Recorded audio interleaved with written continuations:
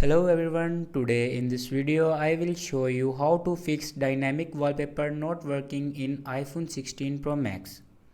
So first of all, before watching this video, don't forget to subscribe the channel and also press the bell icon. So let's start the video. First of all, open settings and then open battery. And if you turn on low power mode, then turn this button off.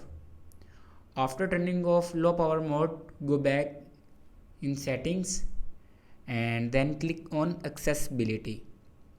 After clicking on accessibility, you can see the option motion. Click on motion. If you turn on reduce motion, then turn off reduce motion.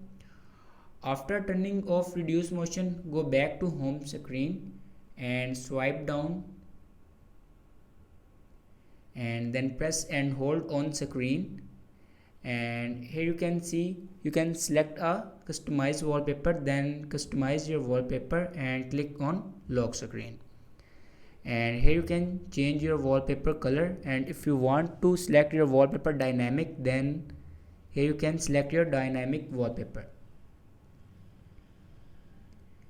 And if it doesn't fix, then open settings and go in wallpapers.